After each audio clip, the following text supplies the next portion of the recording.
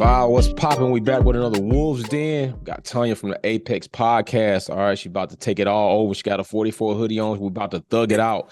You already know that's how we do up in here. We thug it out anyway. We got the fam off in the chat. It's going to be a moment. Me and Tanya going to chop it up a little bit, and then we're going to hand the mics over to the fam so they can ask questions. How you doing, Queen? I am doing so good. Today has been a crazy, wacky day, but you know what? You take it all in stride. Sometimes you got to take it minute by minute, hour by hour, sometimes second by second. But as long as you get through it, the good thing about a day is that there's only 24 hours in it, okay? So if it's a crap one, you get to start over the next day, right? Facts. Me and Patrick was just talking about something similar, so that's big facts. So we're about to get into some spicy topics. We had some conversations on F1 Minute. Things got nice and excited, so we're about to bring in some things. But first, we're gonna go ahead and let's talk about Ferrari for a second. It seems like Ferrari is about to put all their fans on hold until 2026 with this supposed long talk plan in the making game. They've tumbled, and it seems like nothing is going. It seems like they're already kind of pre-prompting their fans to know that it's going to be a rough next couple of years. So, do you feel that it's going to be like that for Ferrari, or do you feel like maybe they bounce back a little bit sooner than 2026? I mean, Damn, I feel like they have. it got us. They trying to get on Tanya's bad side. They trying to get on Tanya's bad side, y'all. Y'all gonna see Tanya go crazy. Watch, y'all gonna see her flip out. Watch. My back. You good. You good. Am I back? Okay. Yeah, you good. See, look, when you talking about Ferrari to come in, they're They like, they mess chopping it. Like, everything no, up. we can't talk about it. So the way that I feel about Ferrari is you have to do what you have to do. And Okay. they know that they're having a bad time. And, sometimes you just have to be honest with people and be like, look, this is not working. We messed up. There's a lot of things internally that are going on. We're not going to share it with you. And we just have to take a second and regroup. So honesty, transparency, well, half transparency because they're not telling us what's going on exactly, but at least they're letting us know ahead of time that there are some rough roads ahead. Last year, with all of the technology that was supposed to come out, how Ferrari looked in the very beginning of the season, people thought like, oh my gosh, this is it. Ferrari's going to catch up to Red Bull, and Ferrari's going to be fighting. Mercedes is going to catch up to Red Bull, and Ferrari's going to be fighting, and it's going to be all these podiums from all of these drivers, and none of it has transpired like that. And I don't think it's just Ferrari. I think that it's other teams too, including Mercedes. Okay. But they're not going to admit it though. Yeah, you know what? But I had always said I never thought Ferrari came out swinging. I thought Ferrari came out already stumbling and tripping and falling over the 2022. They came in with like a 2022 hangover to me. I kept telling people like Mercedes is not the worst team. Like y'all are not really paying attention. I understand Mercedes got some problems, but Ferrari not looking so hot. And everybody was big on the train about Lewis going to Ferrari. And I was like, hell no, nah, he be doing Ferrari the favor. And now you see. So, it's a lot of Ferrari fans out there that's pissed off and upset. But I had told y'all that shakedown probably was gonna be the best thing y'all would see all year. And I really didn't care if they fumbled that up. Like so. Yeah, they did. They did. They couldn't even do that But I right. mean, they were Mercedes last year, when they came out, and they were like, is this even the real car? Yeah, it is. And then it really wasn't. You're like, what the heck? Right. They were too busy trying to conceal things that they needed to actually be on that track, trying to figure out what worked and what didn't. But like with Ferrari, like strategy and stuff, they have the drivers. I believe in Charles Leclerc and Carlos Sainz. I really do. As drivers, it's just, I think it's the structure of Ferrari that they're having all of these issues. And what do you mean by structure? Let's be more specific. Let's put an address on it. When you say the structure of Ferrari, what do you mean?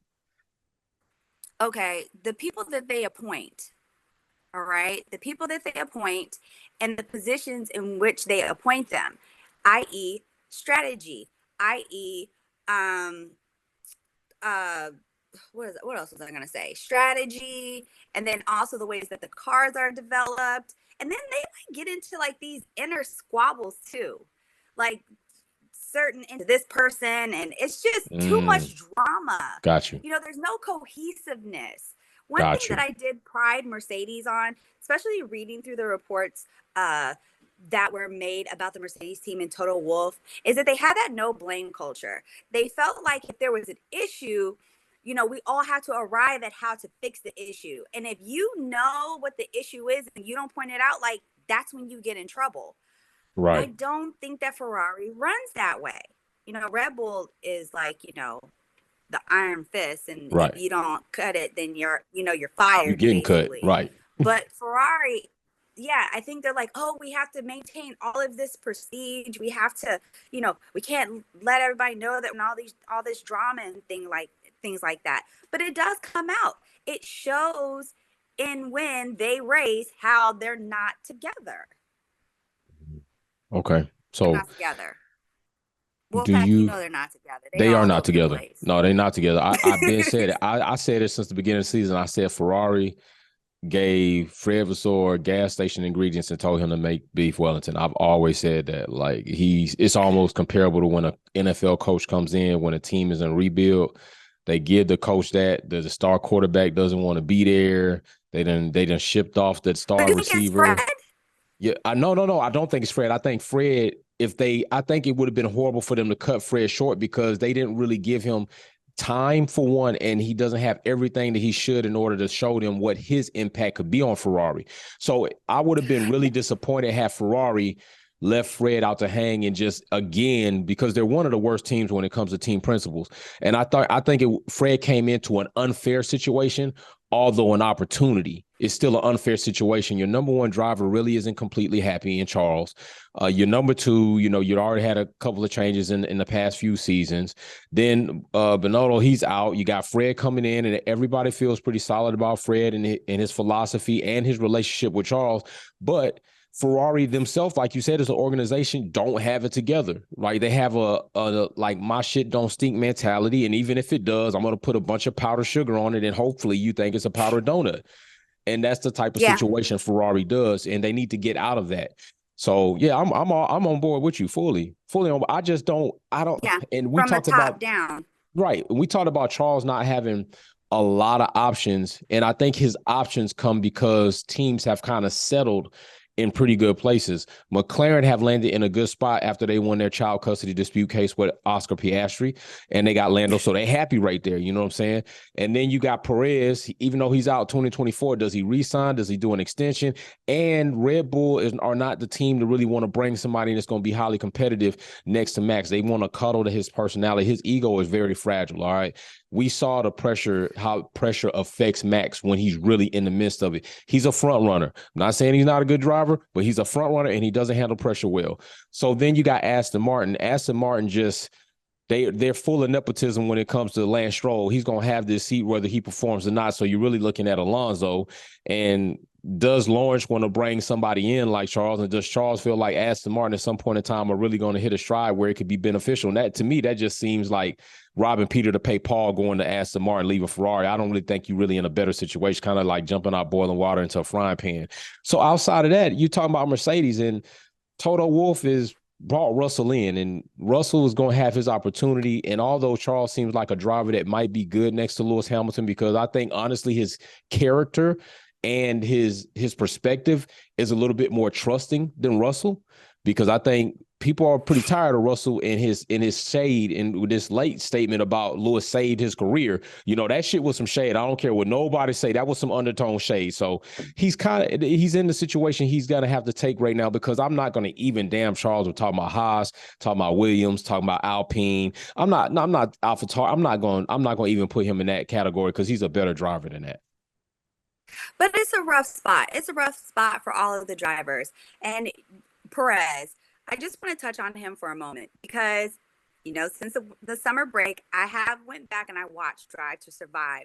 And I I was going was to ask you just about that. watching more like I did. Look, and don't come for me in the comments. Yes, I watch it, but I watch it because they really do. If you go back and watch some of the previous episodes, how Christian Horner is talking about Checo, and when qualifying in Monaco, when he totally messed that up and those sides crashed into him, they were pissed. All right. Right. So I was just looking at what him and Helmut Marko were saying when that happened compared to this year. So if Right. that's what they were saying back then, I can only imagine what they're talking about now. It's like, Now, I just hope, the Mexican, I hope he has a seat next year. I I'm mean, I trying don't to tell know you. who they would even give it to, but I just hope that he has a seat next year. I think that McLaren, they got lucky with some of the upgrades that they did to their car. Good for them, because it was really rough for to Facts. to to be a McLaren. Lando Norris was definitely feeling it. Oscar Piastri, like you said, he had after everything that to really prove, hey, am I really worth being in this second seat? And I think that so far that he has. But when it comes to Lewis and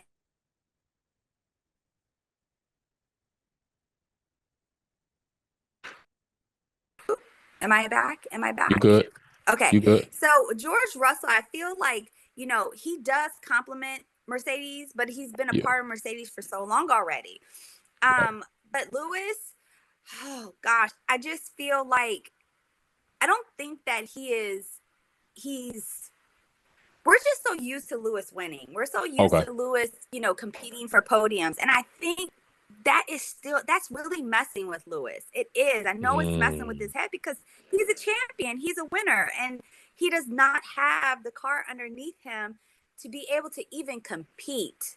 I Facts. mean, getting in and out that car, being 30, and his leg tougher for him every time he doesn't perform the way that he wants to. I mean, that's just the truth. Right. Alonso, I think that he's happy where he is. Yeah. I think that Daddy Stroll, and yes, I'm gonna call him Daddy Stroll. Don't y'all be hating. He's Daddy Stroll. Daddy Stroll. Daddy Stroll is not gonna let go of his son as long No. as he's at the helm of the ship.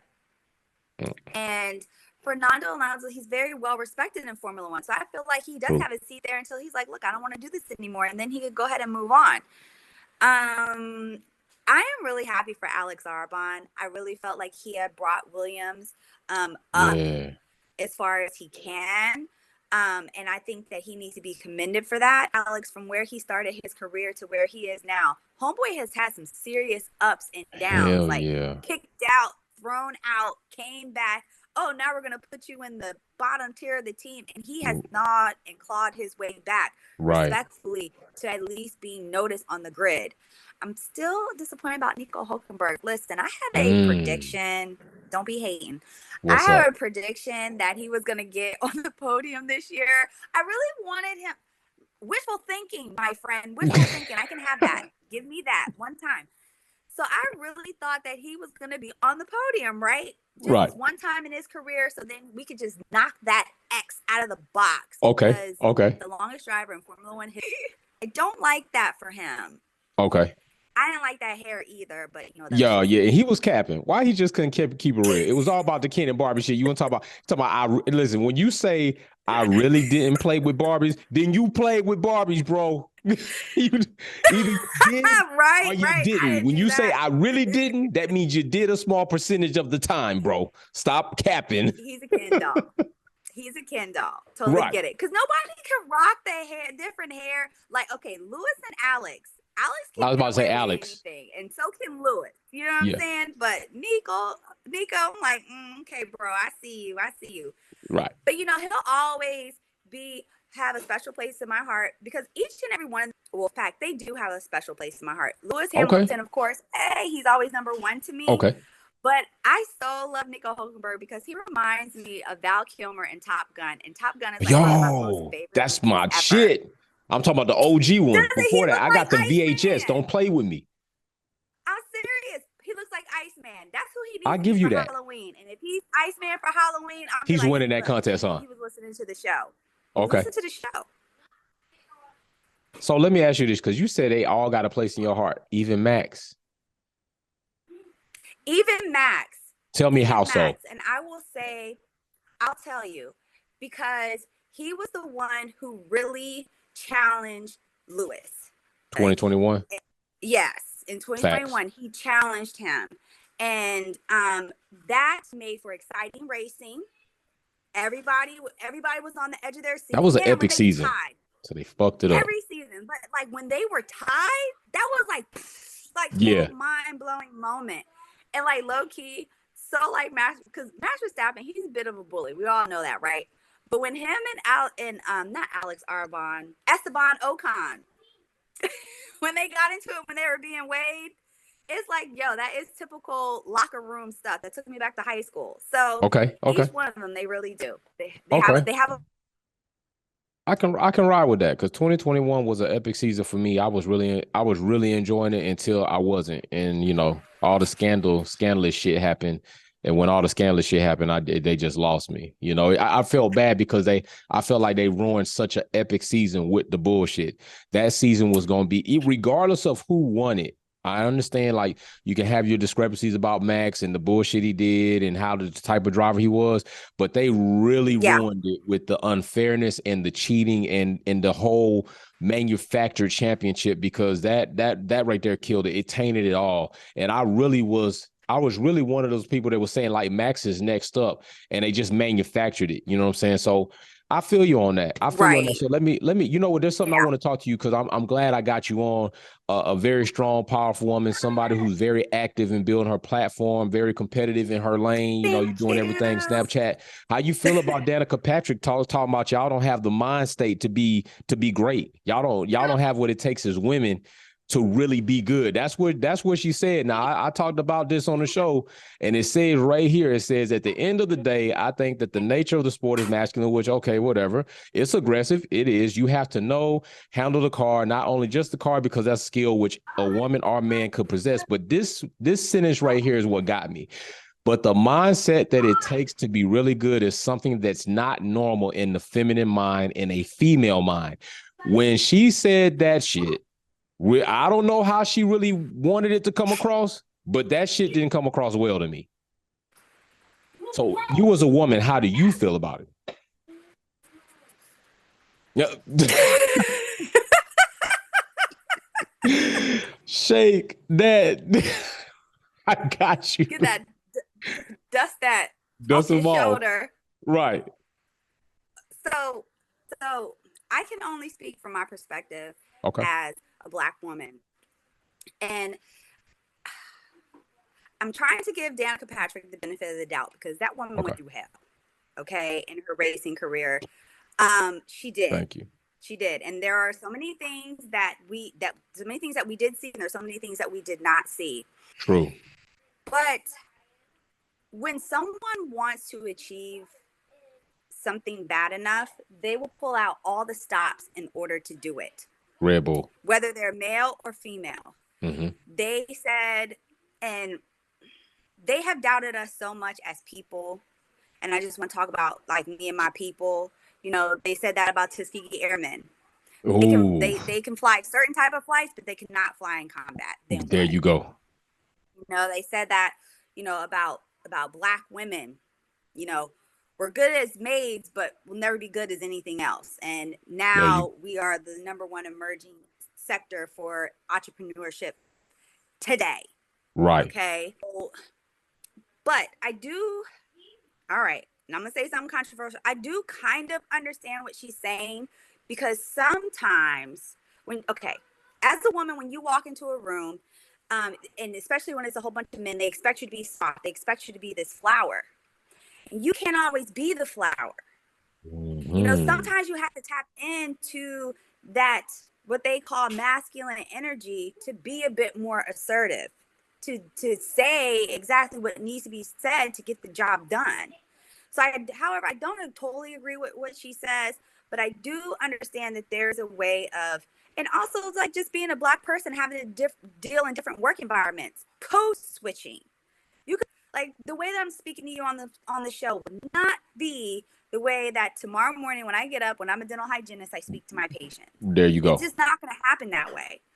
So there are certain instances and points in time where, yes, you have to dig in deep. And trust me, if you're going to be racing a whole bunch of men, you can't say, oh, I'm just going to let Max pass. No, you got to be ready to slam Max, hold the line to Max, just like Lewis did in Silverstone. And it is what it is, my friend. Right. But when you're a woman doing that to a guy, it comes off as being what? You already know there's a double standard with that whole concept that I don't even agree with, but you're right. You're right about that. Definitely. Where you at? I'm here. I So keep yeah, go cutting ahead. out. I don't know why. I keep cutting out It's this. that's how they're gonna try to get us, but you keep stay strong. Go ahead. But so in that certain way and instance, I do kind of understand what she's saying. Um, and another thing about that I wanted to add to that would be um the formation of the W series and also the F1 Academy as a whole.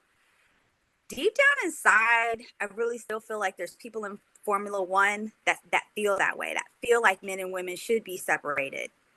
Yeah. I don't know. Well, I do know why. Okay, because there are some people, some men with some egos that are like, yo, if a girl There you has to get go. on the podium on second and third, and she's on first step, like They gon' they this is gonna gon' be a they gonna have an problem. emotional breakdown. They need Yeah, they therapy. are. Because when we were growing up, I hate to say it, okay, you got beat by a girl, everybody like, ooh, you got beat Ooh. by a girl.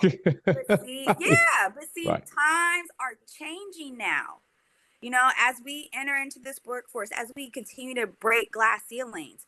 And Formula One, you know, it's hard because they're having a hard time catching up. They'll give us some things, but they don't want to give us Yeah. everything. No, No. we can't give them everything. You Right. know, because if we give them everything, then who's to say they might take over. Shit sound like And then, you something know, else. Susie Wolf might be the head of everything. Mm. Ain't nothing wrong So with that. I don't know. So what do you Right. like? Okay. So now that I said what I said, and now let's revisit the statement. What do you Okay. think now? Okay. What I think is I definitely respect and agree with the points that you made. I would only Mm-hmm. add to it. I actually don't have a rebuttal or anything to contest what you said, because the whole point of me asking you and what I love about our conversation is to have the representation of you for women making those statements, because I can make them, but still I think for us to have the conversation as male and female, as man and woman, it's much more strong, it's stronger, right? Because there are going Yeah. to be some perspectives that me growing up as a boy and as a male, I was conditioned not to really see clear from a certain vantage point. So that's why I would have to defer to you as the woman and Right. look at your and hear your perspective and then be like, okay, well, maybe I do need to kind of reclock and then kind of rethink. So I totally get what you're saying. But my thing that I would add to that is that I've often watched, and I've said this before in F1 Minute, I've watched young females and males together at ages, let's say 5 to 6. Oftentimes, I see in that group, the females are more aggressive as well as aware, as well as more cunning. What I think happens as they come up getting older is more of mental conditioning of be softer, be more listening, be more of the companion side partnership type thing and support your so-called king. And I think that mental conditioning kind of clouds what they already had naturally to be aggressive in the playground or in the sandbox or when they're riding bikes or when they're doing skateboards and they're doing all of these things. And then they kind of get conditioned like, well, girls are not supposed to be out there being rowdy. And that's what happens. So I don't think her statement in saying that women don't have the mindset, what it takes to be good. I think if she did misspeak, then yes, she could have used aggressive if she wanted to say that. But even then what do you say to Clarissa Shields? Is she not aggressive? Mm-hmm. Right? She's aggressive. What do you say to the Williams sisters? They're not aggressive. What What are do you you say? talking about? Ronda I'm just saying. Rousey? What do Like, you say? What do you say to the four sisters that's in the narrow circuit right. running it up? What do you say to them? You know, if they not aggressive, what do you say to what do you say to damn Jamie Chadwick? What do you say to Sonya Slides? What do you say to Amber Ballclean? What do you say to all of these women that are highly competitive? What do you say to Jackie Joyner? What do you say to all of these women that took the mindset that they had to race, had to compete? They have the mindset to be great. So I will say that if she meant aggressive, I don't even know if I could say that, but I think right now Danica speaking how she spoke opened the lane, kind of like Trump did, for a lot of people to think that it was okay to be openly racist, like it was a pair of pants, and like, yeah, it's okay for us to be racist in this culture, when really it's not. It's a very divisive thing. And so now you got people coming in the comment section like, oh, well, women aren't really fighter pilots. Why they not fighter pilots? They got classified. They did all the training. They train next to their male counterparts, and they literally pilot fighter jets. They're a fighter pilot, but now they're trying to discount them. Like, oh yeah, she's right. There's really no women fighter pilot. That's bullshit. So Wait, I think who really, said there's no women fighter pilots? in my last, if you go in my last live, I started to go in on it. And a dude said there aren't any real women fighter pilots. And I started to go in, but I said, I'm not going to do it. And it's things like that. When somebody like Danica speaks up and you already look at her as a female representative, and as a female representative, she says something counterproductive to the females being progressive, then people who already felt the way that they wanted to knock the woman down now feel more empowered to do so because they feel like they got the right of way from somebody who should have been an advocate for women being progressive. So that's how I felt. Okay. Yeah, no, I get it. Gentlemen, with Fire Pilot, you're completely wrong. Okay. Thank you. I'm taking my son to the Blue Angels, and there will be a woman who is actually a pilot for the Blue Angels. She is. Will be driving. She will be flying. So I'm a Navy man. Damn right. Damn yes, right. yeah. Oh, that's what I'm saying. Yeah, nice. damn right. That's my what I'm dad saying. Was too. Yeah. So no, that's wrong. And as far as I mean, you could just take it even back to sharpshooters if you really want to talk about it. There are more women sharpshooters that have a better track record than men in the military. So yeah, let's drink some water to that. Exactly. So but you know, at the end of the day, I don't know if she misspoke. I guess the only person who knows that she misspoke or were her words taken out of context is Danica, really. True. I would hope, and I would only wish that maybe somebody can go back and revisit.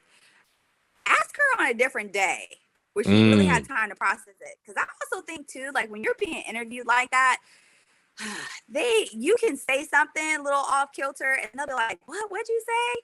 So I just want to hear her say it again. She says it again and double down on it. I'm like, oh, okay. Totally get it now. Then we get it. Okay, so I got something. Something. We're gonna let the fam ask you questions. Mary Beanie got her first question, so we're gonna let her go.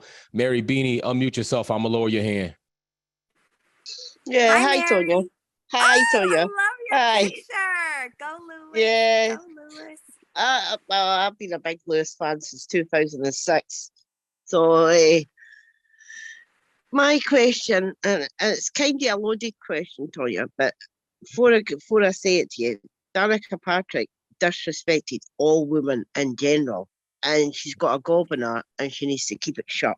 I'm sorry, she does. I'm sorry. I love it. That time when she agreed with basically what Nico Rosberg said about Lewis on Any Driven Monday, I was done with her. Like, I don't even know why Sky need to get rid of other pundits and get new ones in. So what's your question? We love her. Right. Oh, no. Oh, no. No, Naomi, why? Tell me, Mary, why? Because I feel Naomi was sort of fresh and new when she came in, and now it seems like she's just conditioned. Like she's been told what to say, what to do, blah blah blah. She's changed. I've noticed that she's changed. She's not the same person. You don't see that fire in her eye? Nah, the fire's went out. It says. So what was your loaded question, Mary? Yeah, mine was, I asked this to the Box Gloss. That's today. I appreciate it. If you had the power to change one thing in F1, what would it be? Nice one, Mary. Go ahead, mute yourself real quick. Have more people. Oh, I can't even get out my mouth fast enough. Boop, boop, boop. Have more people of color in upper management. Damn, it's that simple. I still think, yes. I mean, no, it's not that simple. Simply said, but not simply done. No, absolutely not. But have more people of color in those management positions, because that's when your things change. When Formula One looks like the world that it quote unquote is supposed to represent. Big facts. Big facts. That's big facts.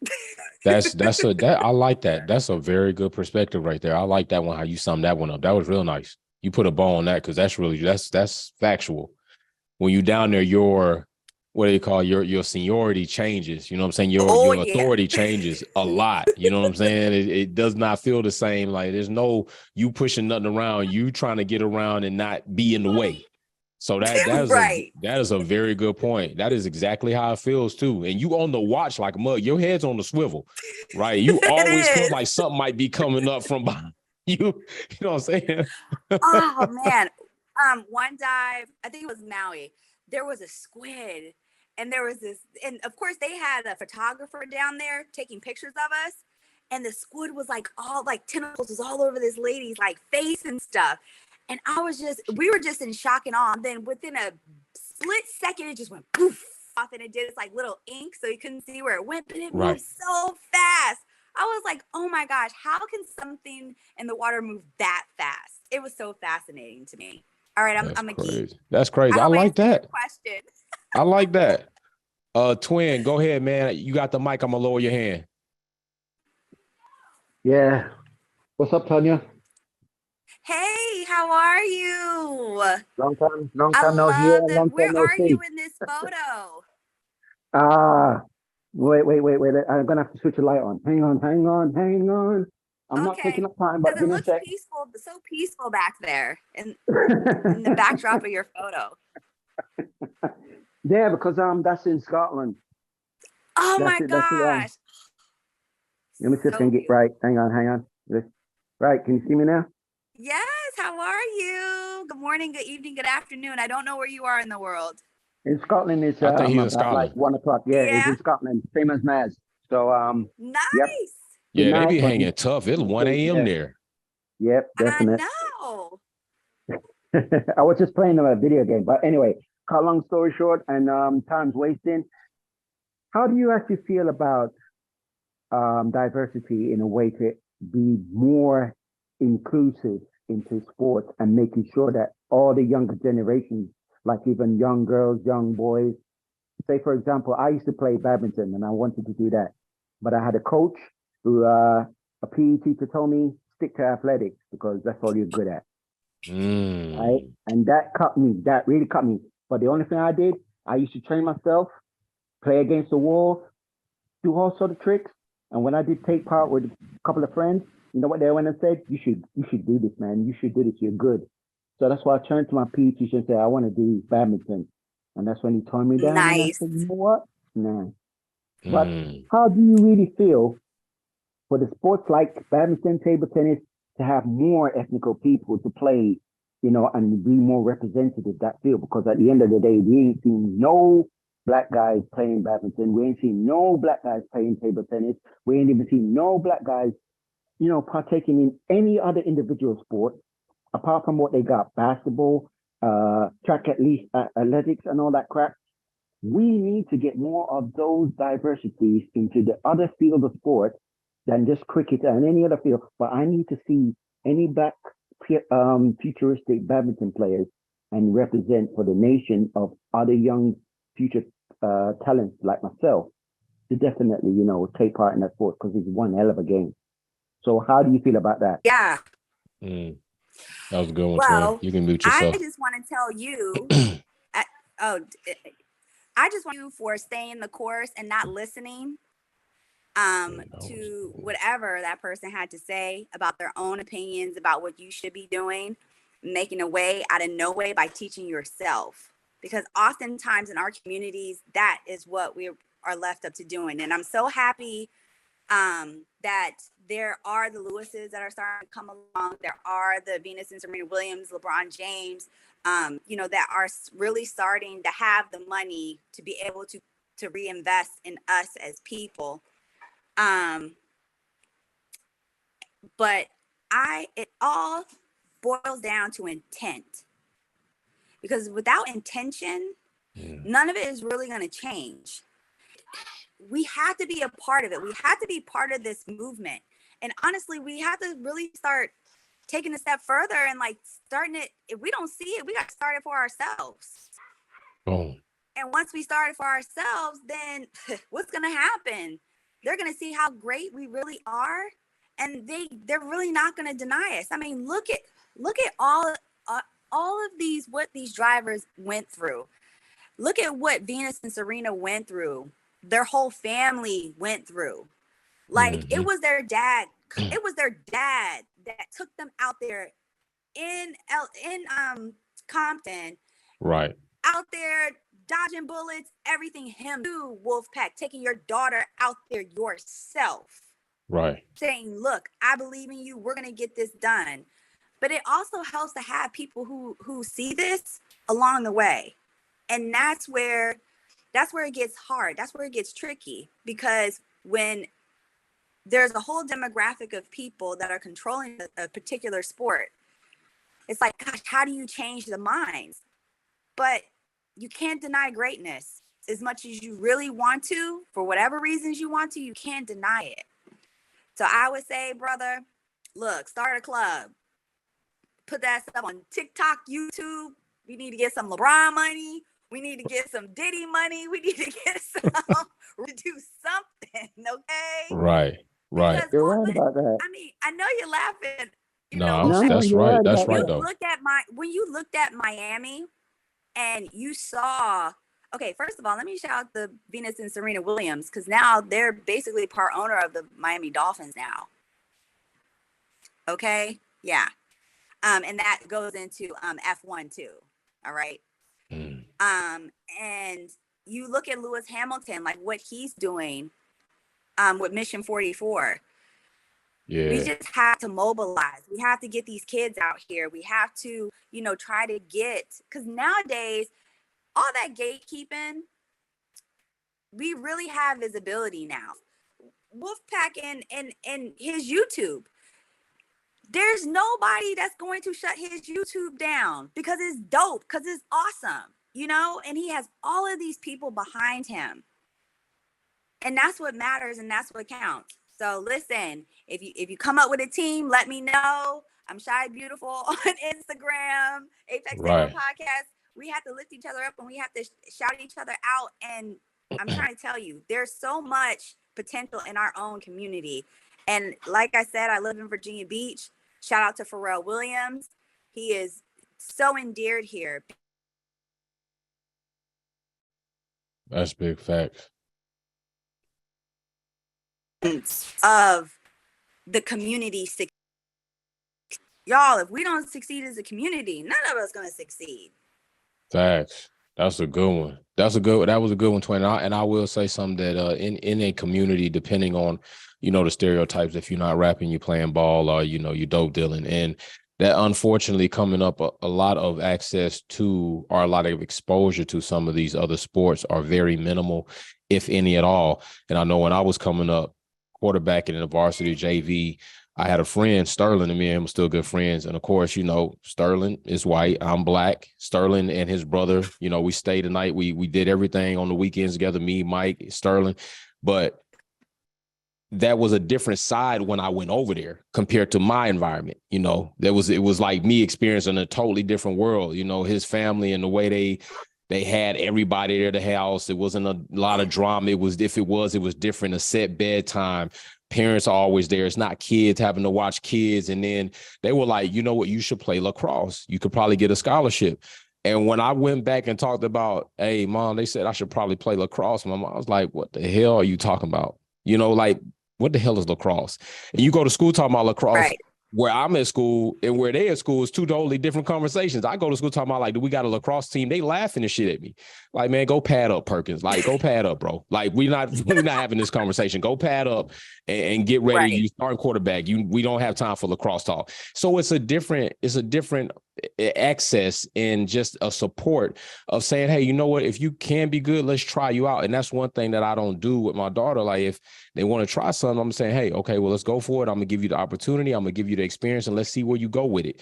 And that's the difference in a lot of communities and a lot of upbringings. And we have to change that. We have to reshape and remold and rebuild that to say, open up the pathways and let them experience. Meaning, you don't have no damn problem when they go into an ice cream shop saying you want to try every damn ice cream. Go ahead. We need to do that same approach to life. If you want to try that, let's go for it. You want to go into chess? I don't care what people say about nerds or you not, it's boring. There's always something. You want to do the debate club? Let's do it. So we have to be more supportive of things that are not the norm for people of color to do, or people coming out of certain communities to do, period. Whether you're white, black, or Hispanic, or whatever you are, you come out of a certain community, there's like this impression upon you that you're going to do one of these three things if you're going to get up out of here. And it's not true. It's not true. So yeah, that's a big shout out to you for that, twin. Mary Beanie, you got the mic. I'm going to lower your hand. Thank you. Well, I'd just like to add that here in the UK, there is several women fighter pilots. I was wanting to get that in, but there is several. Yeah. My thing was, I've watched F1 since 1978. The thing is, F1 right now is stagnant.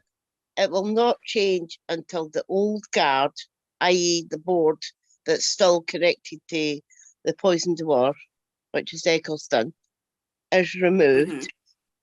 New guard come in, fresh perspective, and then women in general, doesn't matter what colour you are, women in general will have a chance to get an F1. Until then, I think they're just going to be there. I still didn't believe in the F1 Academy. I think it's just a show, just like We Races One. And we know how that turned out.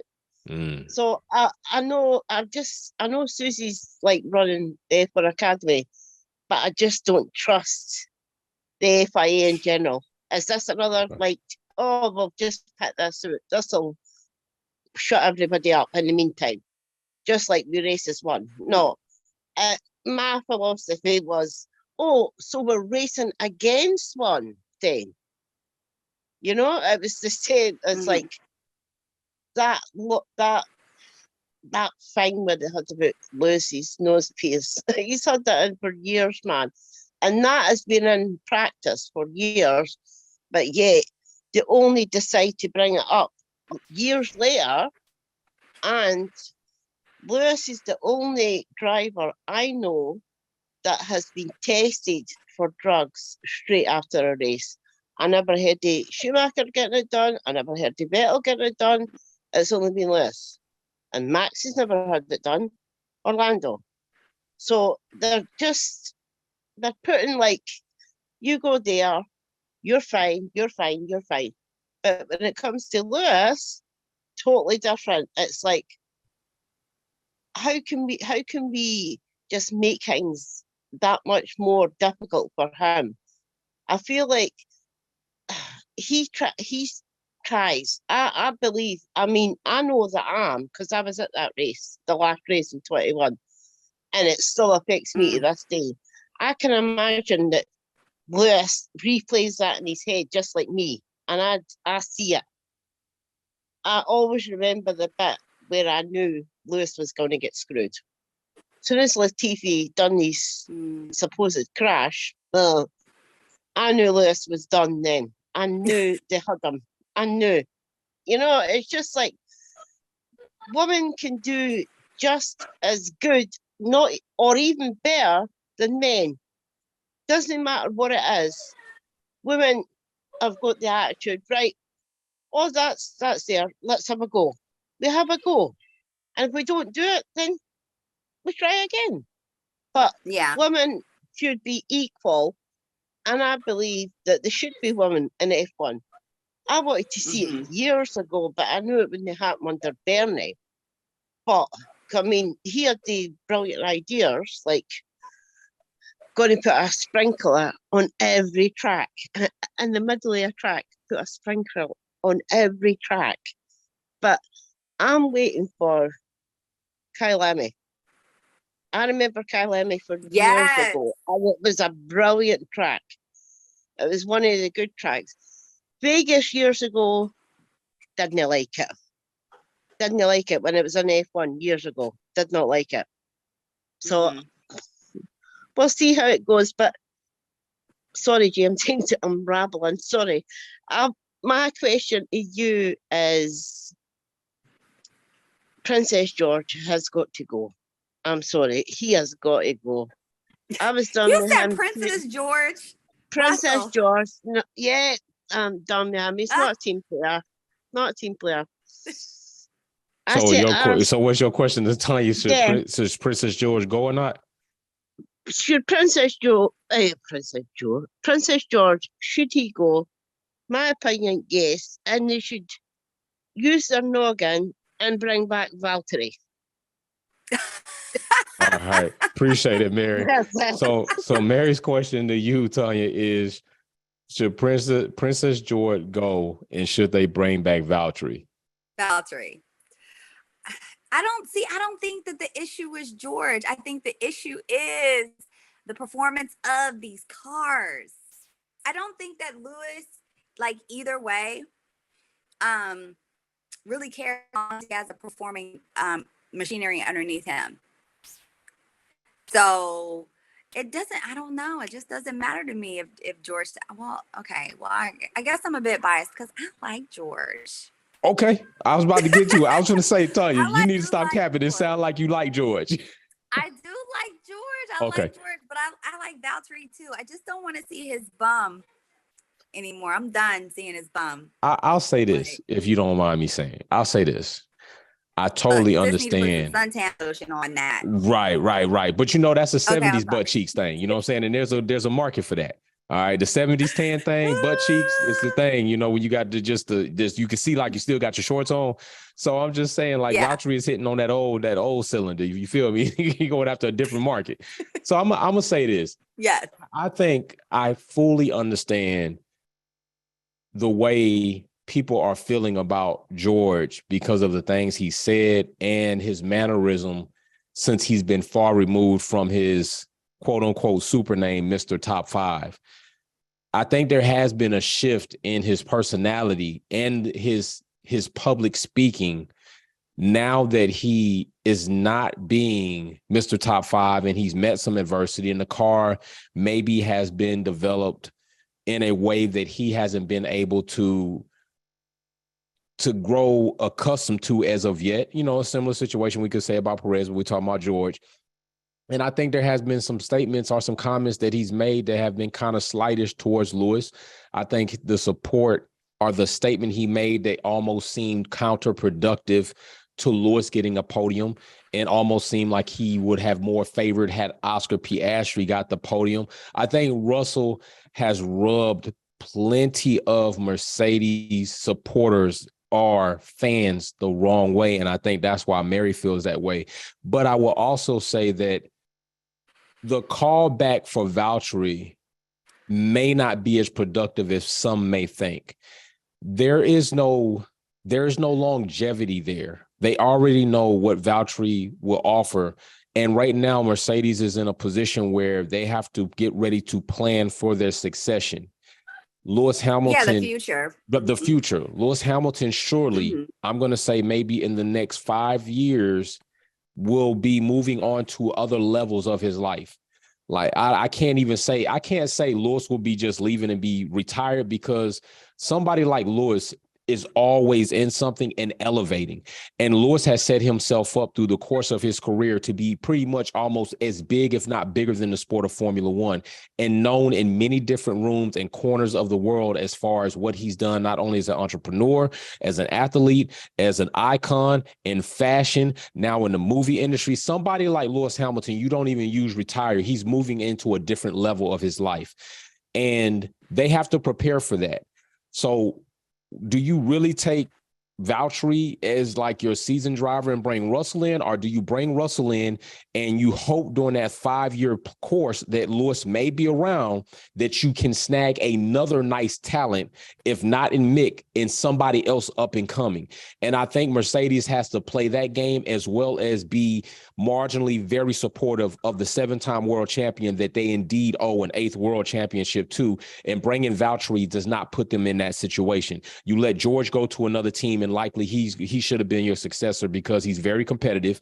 I do like the way Russell drives against Max, and you're going to need that when Lewis is gone. You're going to need somebody that's going to stand up to Max. And I will say this. I think Russell will do it a bit more aggressive than Lewis Hamilton does it. I'm just going to tell you that right now. I think Russell will do it a bit more aggressive than Lewis Hamilton does it. And I think we've seen that in evidence. Now, I thought we can go to the Silverstone situation, but I think even in times we've seen Russell drive against Max, Max don't like it. Even in a non-competitive car, Max is like, this is some bullshit. He even called him a dick right there. He called him a dick because he was like, Well, you're an asshole. Russell gets his elbows out. Facts. Like, come on. Facts. That Valtteri Bottas, and remember he got out the car. Okay, we all remember that, right? Fact. Yeah, he's like, what the you know what I'm saying? And like, I'm not condoning it, like, yo, but I'm just saying he's got that fire to him that they're gonna need. I get it. Like, all right. Like, low key, Russell's a little gangster. We already know. He's a little gangster. Just a little bit. But you know that I'm gonna take it to Drive to Survive. Y'all better not come for me in the comments. You good. But they even say that, and Dre said it. They were like, look, we need to look for who and what is the future of Mercedes. And then, like, let's not talk about that drive when Lewis had COVID and what happened between George and Valtteri. I think that kind of sealed the deal right then and there. And then, you know, Toto Wolff, he managed George Russell. So they have a very deep connection. Right. It was a very key connection there. It was inevitable. That was going to happen inevitably that Toto was going to bring George in. Facts. So that was going to happen. Tanya, I think she's back. All right, hold on, Tanya. Will got a question for you. He been had his hand up. Will, I'm gonna lower your hand. Unmute yourself. Hey, Will. Patrick, you'll close us out with your question, bro. Go ahead, Will. All right. So I just wanted to also just highlight a little bit of the Virginia Beach talk we were talking about before with Pharrell down there. You know, Pusha T also down there in Virginia Beach. You got Missy, Aaliyah, all them, Timberland, and rest in peace, Magoo, who just passed away a couple days ago. 50 years old. That's pretty young to pass away and all that. But those are all, you know, people down there from that Virginia Beach, Hampton area. So I wanted to highlight that. And so my question was this. I noticed that on your podcast, you did an interview with Stephanie Travers. And again, for people that don't know who Stephanie Travers is, she was the first Black woman to be on a Formula One podium when Lewis won, I think it was in 2020, the Styrian Grand Prix. And she was also used to be their fluid trackside engineer for Petronas. And now, most recently, is now the deputy team principal for Lewis's team, X44 Vita Carbon Racing, which again is groundbreaking and trailblazing. So my question to you is this. What would you like to see as far as we see what Lewis's initiatives are, whether it's Mission 44, starting up with Accelerate 25, which really was, again, piggybacked on Mission 44, which is what Mercedes is doing, with all the stuff that he's doing with STEM programs and things like that, with like the Academy out in the UK, bringing in people through Petronas as well. What would you like to see moving forward in the future as far as the initiatives that he's doing? I want to just end it on the fact that we all have been seeing what's going on with the contract negotiations, and we talked about it a little bit on the F1 Minute as well yesterday. And I do believe that if he can at least secure maybe like a year or 2 year contract and then work some certain things into his contract that allows him to have some more, some leeway to do certain things within the Mercedes ecosystem to allow these things to continue to grow. I think that's why he, again, continues to stick with Mercedes. It's not always about the championships, the wins, the records. I think he knows that he can do a lot of those things that he likes to do outside of Formula One to get inclusion and equality into the sport and into just other areas as well. So my question again is, what would you like to see him doing moving forward, whether it's tied to this contract or sticking with Mercedes to continue to grow Mission 44? All right. Appreciate it. Well, thank you. Thank you for shouting Stephanie Travers out. She is one of my favorites. Thank you for listening to our podcast as well. What I would like to see, I think, is, are they going to give him equity? Because I think that is probably something because that's absolute. Like when you give somebody equity, that's absolute. So that's basically them furthering their relationship with Lewis and solidifying it even more than the Accelerate program, then supporting Mission 44. Further expansion throughout the world. I know that's going to take a long time, though. I do understand that because, guys, I'm sitting up here with the Hamilton Commission right here. I told y'all I'm a geek and I'm a nerd. I don't care. But I was reading it today, you know, kind of preparing for what we were going to, time we were online with Wolfpack. You never know. Those statistics crazy, ain't they? Very. And I would like to see further expansion. And then also him receiving some sort of equity in Mercedes, the Formula One team, or possibly being able to start his own.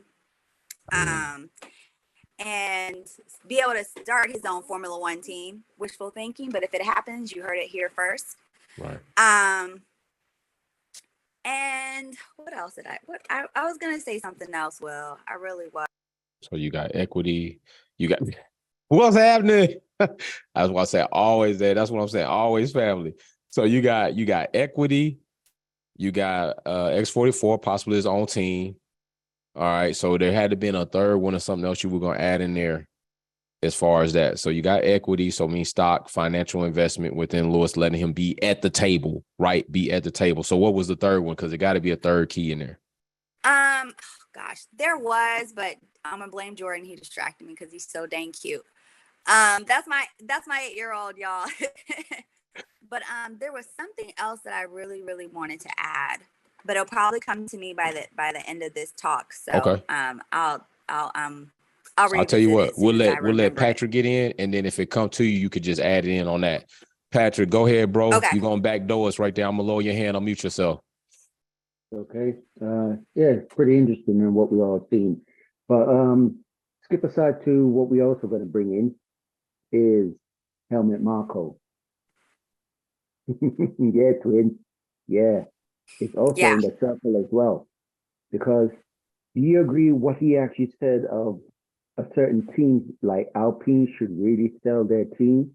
And what do you really think of teams having double teams instead of actually following the rules and regulations, and cannot set an example by actually saying what they are saying wrongly? So my question is to you on that, Tanya. How do you feel about that? And do you think Helmut Marko is right, or is he damn well wrong? Appreciate that, twin. We both probably gonna go in on that one. You're gonna have a double answer. Go ahead, Tanya. I'm gonna mute you, twin. Go ahead. Tanya, what you got? Where do I start with Helmut Marko? So I just want to make sure that I get your question clear, and thank you for asking it.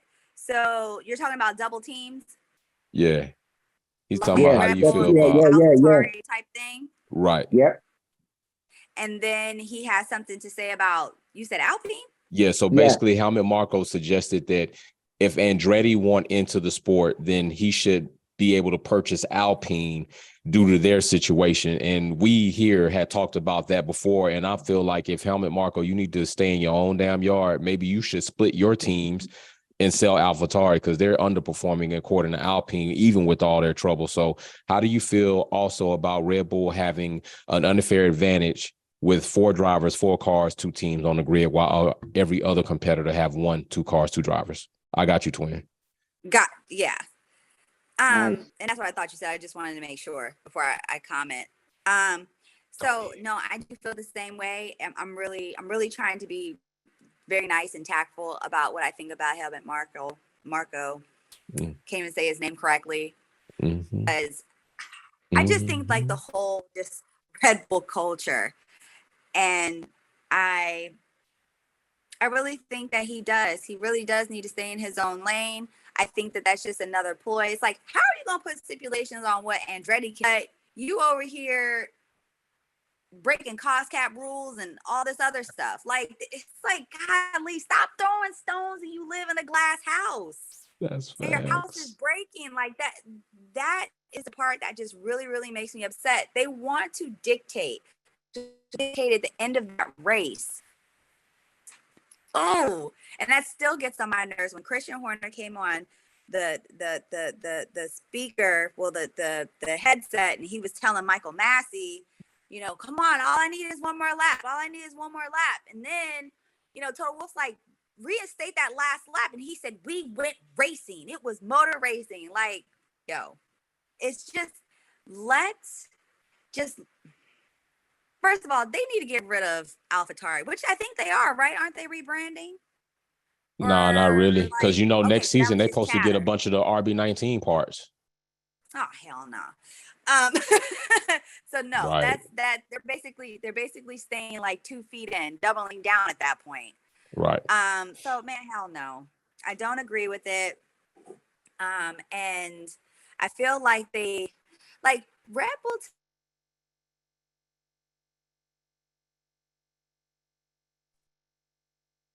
do anything that they want to do. And it's just like they get a slap on the wrist if they make a mistake. They get a slap on the wrist if they do something intentionally and they say it's a mistake. Like, I'm just so over that. But you know what, though? I think that a lot of people are. Because everyone's seeing what's happening. Right. Whether you're a Mercedes fan or not, you're like, golly, why do they get away with everything? I'm still like low-key upset, and I'm just going to say this on your show, too. As many times as Red Bull challenged Mercedes' car when it was a rocket ship, how come no one has challenged the Red Bull car? Not one time. Like a chip of paint. A chip of paint. Right. For the DRS system, like opening up. Like that, what is it? 0.03 millimeters. Okay. And I know all about millimeters, all right, because I'm a dental hygienist in this time. I was about to say, you know all about them small increments. Okay. But that is a chip of paint. Mercedes got penalized. You're trying to tell me Red Bull does not have that one chip of paint anywhere? And I'm using that figuratively. Right. Chip of paint. They got a couple chips of paints that's going on with that car, and nobody wants to challenge them. What's up, Total Wolf? I'm just really upset. So I feel you. I hope I answered your question. Yeah, and I'll add to that because I think it was hella egregious when they allowed Red Bull to participate in making a standard in order to test Mercedes's car and then give Lewis Hamilton a penalty for a wing that Max Verstappen fumbled. Like it was really egregious. You can go back and look at a lot of these examples and say, where are these same situations when it comes to Red Bull and a very right. So yeah, it is egregious. It is egregious. So you know what I'm gonna give you, Queen, at this point in time. Let these people know anything you got coming up, what you're preparing for. I know I'm gonna be in Coda. I know Tanya and I are supposed to get together. Apex, we're supposed to get together while I'm down there in Texas, so I definitely need to make that happen. So we'll have to photobomb some stuff up, but y'all stay tuned for that. And also just let them know what you got coming up so they can come with you. You already know I'm gonna put your links in the description. So, well, I'm gonna be traveling to LA this week. I'm gonna be officially going to see what Snapchat looks like on the inside. Ooh. So that's really cool. I do want to say, Wolfpack, thank you so much for allowing me to be on your platform and to be a part of your community, the Wolf's Den. I love it. I definitely love it here. And you guys can follow me on Shy Beautiful Apex Takeover on Instagram. Shy Beautiful 1 instead of the L1 to represent Formula One on Snapchat. One thing that we didn't touch on, and I wish we would have, was the F1 Academy. I really want to touch on that. You know what? I said I wasn't gonna do it this time because I feel like that's something that me and you are gonna go in on a podcast. It's just gonna be me and you. Oh, yeah. Okay. I'm gonna say that for me and you to do a podcast together on the performance talk. So I got you. Yeah, we're gonna go in on that together. So it's just gonna be me and you. Information. Look, right. I highlighted, I circled. We're gonna have right. So I purposely moved that. I said I want to do a podcast where it's just me and you, and we're gonna go in on performance talk on that whole F1 Academy thing. So trust me, sis, I got you. Great. Coming up, I will be in Coda. Plan to be in Las Vegas. And I cannot wait to see you in Coda. We're going to have so much fun. We're going to do it up big. Yeah. You already know how I get down. You see my Instagram when I go to the GPs. I try to be any and everywhere, but nowhere. Facts. Well, hey, fam, I appreciate Tony for giving us some time for you coming. You know, you always welcome your fam. Everybody that poured in tonight, especially my people across the pond, is well into the next day for you all. Mary, Patrick, like Blue Diva being up in here doing what she does, for real. Everybody that pours in, I really do appreciate it. This is what it's for. I do my best to try to include you all in conversations because I don't feel like enough content creators take the time to, and I think some of them are so guarded that they don't want to give you all the opportunity to be part of the conversation. And I've been told that that's probably part of my downfall, is that I include you all too much. And if that's what it's going to be, then I'm going to go down with all y'all and we're going to be together at the bottom of the sea. I'm not going to change who I am to be something I'm not in order for people to accept me. And there are plenty of opportunities that I've not taken part in because I'm not going to change. You know, they want me to tone down here. They want me to do this. And if you can't take me who I am, then I really didn't make it anyway. So if either I'm going to make it how I am, or I'm not going to make it at all. So we're going to keep pumping and dumping and do what we got to do. All right. So big shout out to everybody. That's another Wolves Den. If you're not in, it's because you're not in. It's because you're not VIP. The fam is up in here. Consider joining the family so you can be part of the conversation, be more than just a spot holder, be part of a fam. All right. We'll see y'all soon. We up out of here. That's another Wolves Den. We out. Thanks for watching another episode of Wolfpack Performance. Don't forget to check out some of my other content on Formula One and motorsports topics. Like, share, subscribe, and we go live on the weekends. See you soon.